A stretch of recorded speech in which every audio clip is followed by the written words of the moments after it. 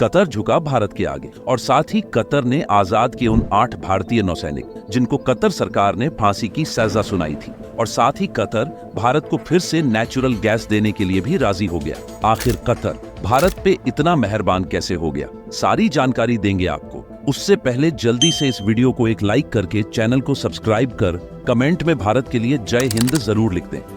दोस्तों, कतर जो कि मिडिल ईस्ट का एक छोटा सा देश है, अब वो भारत की तरफ झुकता हुआ नजर आ रहा है और वो दोबारा से भारत के साथ अपने संबंधों को मजबूत करना चाहता है, क्योंकि एक तरफ जहां कतर ने भारत के 8 पूर्व नेवी ऑफिसर जिनको कुछ महीने पहले कतर सरकार की तरफ से फांसी की सजा सुनाई गई थी, उनकी रिहाई करने का फैसला लिया, वहीं दूसरी तरफ भारत को दोबारा नेचुरल गैस देने के लिए तैयार हो गया। अगर भारत के नेवी ऑफिसर को फांसी देने की बात की जाए तो इनका जुर्म केवल इतना था कि इन्होंने एक सीक्रेट सबमरीन के डेटा को लिखकर इजराइल को भेजा था, जिसकी डील कतर और पाकिस्तान के बीच फाइनल हुई थी। वैसे तो इन अफसरों की सजा माफ होने की कोई उम्मीद नहीं थी, लेकिन भारत ने कतर के ऊपर कुछ ऐसे शिकंजे लगाए जिससे कतर भारत के इन 8 नेवी ऑफिसर्स को छोड़ने पर मजबूर हो गया। देखिए, कतर मिडिल ईस्ट का एक छोटा सा देश होने के बावजूद भी भारत और कतर के रिलेशन शुरू से काफी अच्छे रहे हैं। दोनों के रिश्ते बहुत पुराने और गहरे हैं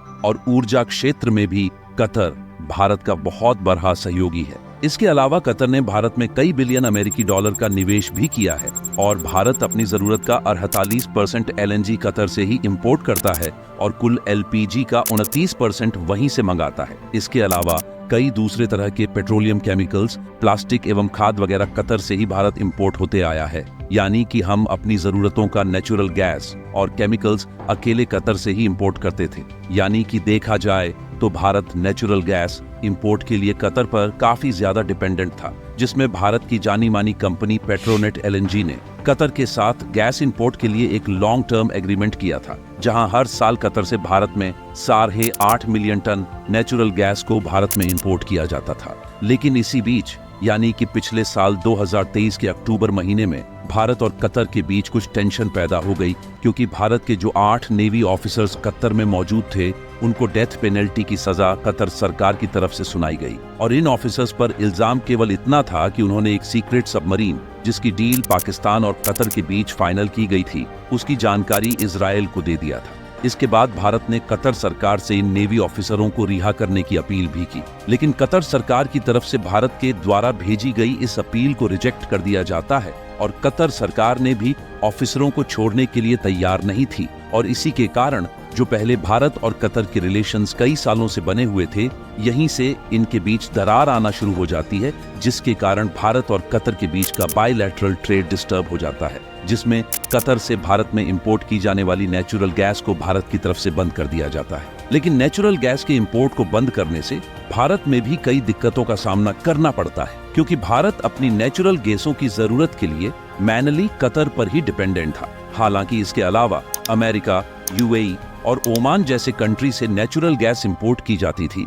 लेकिन नेचुरल गैस का 48% हिस्सा केवल कतर से ही इंपोर्ट होता था। यानी कि भारत में नेचुरल गैस का इंपोर्ट मैनली कतर के द्वारा ही किया जाता था। लेकिन भारत और कतर के विवाद के वजह से नेचुरल गैस की सप्लाई को अमेरिका और UAE की तरफ पूरी तरह से स्विच कर दिया जाता है, जिसके लिए भारत में नेचुरल गैस इंपोर्ट करने के लिए बहुत ज्यादा प्राइस चुकानी पड़ रही थी। और इन्हीं बीच भारत की तरफ से कतर के खिलाफ कुछ शिकंजे कसे गए। इसके अलावा आपको जानकर हैरानी होगी कि कतर भी कुछ अन्य मुस्लिम देशों की तरह चावल और दाल समेत सभी अनाज, सब्जियां और फ्रूट इंपोर्ट के लिए भारत पर ही डिपेंडेंट है, जिसे कतर चाहते हुए भी भारत से अपने रिलेशन को खराब करना उचित नहीं समझा। कतर को यह बात मालूम हो गई थी कि अगर इन 8 भारतीय नौसैनिकों को रिहा नहीं किया जाएगा तो भारत से कतर में जो वेजिटेबल, फ्रूट, गेहूं, चावल, दाल समेत अन्य अनाजों का इंपोर्ट किया जाता है, उस पर भी जल्द ही रोक लगाया जा सकता है। और इस वजह से कतर भारत के 8 एक्स नेवी ऑफिसरों को छोड़ने पर मजबूर हो गया,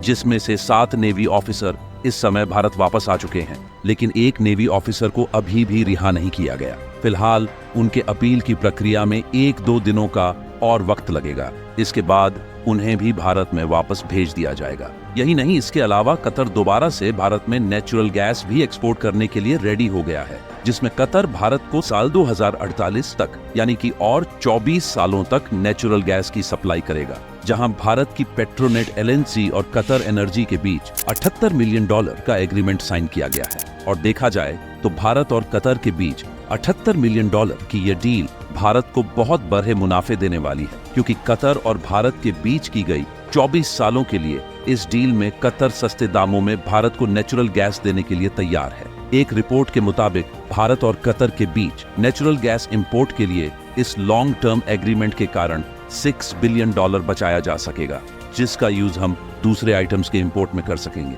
यानी कि लगभग 24 सालों तक भारत को नेचुरल गैस के इंपोर्ट के लिए अलग अलग देशों में नहीं भटकना पड़ेगा। और इससे भी ज्यादा कमाल की बात यह है कि अगर हम चाहे तो कतर को पैसे ना देकर फूड प्रोडक्ट के बदले कतर से नेचुरल गैस इंपोर्ट कर सकते हैं, जिससे भारत का फॉरेन रेवेन्यू, जो कि भारी मात्रा में नेचुरल गैस खरीदने के लिए इन्वेस्ट हो जाता है, उसको भी बचाया जा सकता है। और हमने आपको पहले भी बताया कि कतर भी कुछ अन्य मुस्लिम देशों की तरह चावल और दाल समेत सभी अनाज, सब्जियां और फ्रूट इंपोर्ट के लिए भारत पर ही डिपेंडेंट है, जिसमें भारत से हर साल लगभग $11 मिलियन के फ्रूट और वेजिटेबल के साथ साथ लगभग $10 मिलियन का अनाज अकेले कतर में एक्सपोर्ट किया जाता है। यानी कि देखा जाए तो कतर लगभग पूरी तरह से फूड इंपोर्ट के लिए भारत पर ही डिपेंडेंट है। और हम चाहे तो कतर से नेचुरल गैस इंपोर्ट करने के बदले में इन्हीं फूड प्रोडक्ट को कतर में एक्सपोर्ट कर सकते हैं, जिससे नेचुरल गैस इंपोर्ट के लिए भारत को जो टैक्स और एक्साइज ड्यूटी पे करना पड़ता है,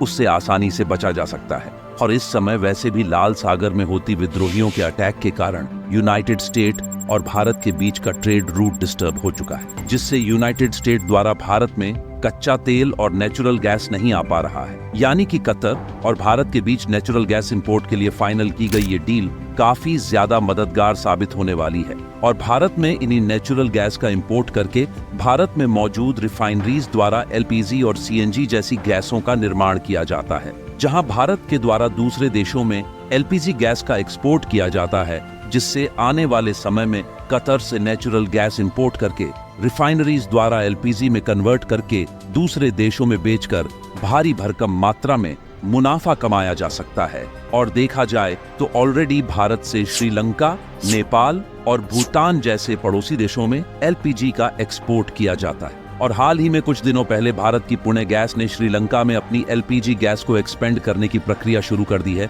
जिससे श्रीलंका में एलपीजी की रिक्वायरमेंट को पूरा करके वहां की मार्केट से भी मुनाफा कमाया जा सके। यानी कि कुल मिलाकर भारत को जिस चीज के लिए अब भी दूसरे देशों में भटकना पड़ रहा था, अब 24 सालों तक नेचुरल गैस के लिए मार्केट खोजने की जरूरत नहीं पड़ेगी और कतर से सस्ते दामों में नेचुरल गैस इंपोर्ट करके उससे मुनाफा कमाने का एक बहुत बड़ा कदम साबित होने वाला है। बाकी आपको क्या लगता है कि कतर से नेचुरल गैस इंपोर्ट करके और एलपीजी गैस को दूसरे देशों में एक्सपोर्ट करके भारत को अच्छा मुनाफा होने वाला है या नहीं? अपनी राय कमेंट में जरूर बताएं। और कतर ने भारत के 8 नेवी ऑफिसर्स के फांसी की सजा को माफ कर दिया, उसके लिए वीडियो को एक लाइक जरूर कर दें और इस वीडियो को अपने साथियों तक जरूर शेयर कर दें, ताकि उन्हें भी ये जानकारी मिल सके। और उम्मीद है आपने इस चैनल को सब्सक्राइब कर ही दिया होगा। तो मिलते हैं एक और नॉलेजेबल वीडियो में, तब तक के लिए धन्यवाद।